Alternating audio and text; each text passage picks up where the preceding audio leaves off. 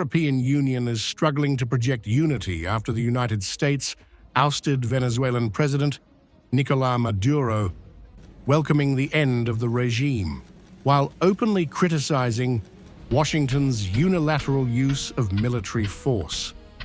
The split has exposed deep unease inside Brussels over sovereignty, international law, and Washington's growing willingness to act alone.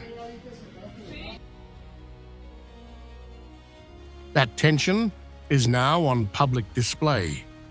EU Foreign Policy Chief Kaja Kallas, backed by 26 of the bloc's 27 member states, issued a joint statement stopping short of endorsing the US operation, instead urging restraint and legality.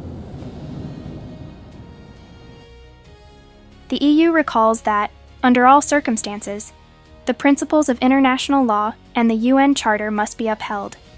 Members of the United Nations Security Council have a particular responsibility to uphold those principles as a pillar of the international security architecture. The statement reaffirmed the EU's long-standing position that Maduro lacks democratic legitimacy, but stressed that Venezuela's future must be decided by Venezuelans themselves.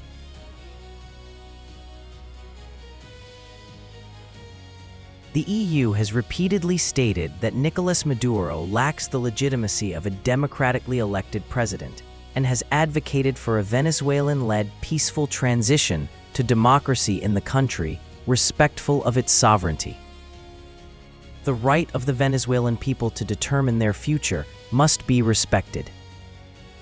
Now, the EU's joint statement, with careful tone, contrasts sharply with reactions from several European capitals.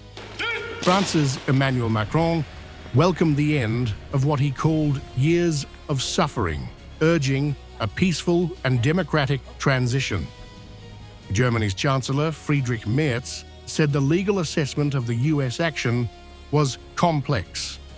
Spain's Pedro Sanchez went further, rejecting any intervention that violates international law. Britain's Prime Minister, Keir Starmer, said he wanted to establish all the facts, while Denmark's Mette Frederiksen warned that international law must be respected. The pattern is clear: relief at Maduro's removal, paired with discomfort over how it was achieved. One country stood apart entirely. Hungary abstained from the EU statement.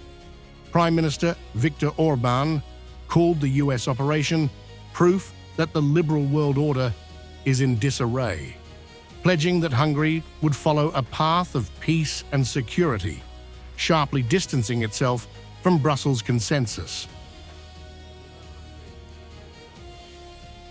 This is not just the collapse of Maduro's regime in Venezuela. It reflects Europe's strategic anxiety. The limits of transatlantic unity and how thin it can be stretched reignites fears of unchecked US unilateralism and quiet concerns that today's intervention abroad could shape tomorrow's crises closer to home, even within Europe's own strategic perimeter in the name of Greenland. NATO and its allies made historically this has been an area of low tension, along with the Faroe Islands.